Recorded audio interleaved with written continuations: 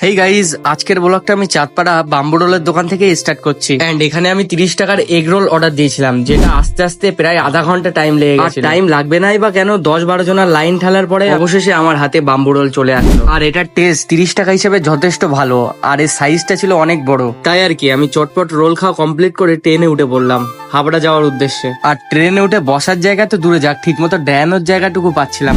তাই আর কি একটু কষ্ট করতে করতে এত সুন্দর ভিউ দেখতে দেখতে অবশেষে আমি পৌঁছে গেলাম হাবড়া স্টেশনে।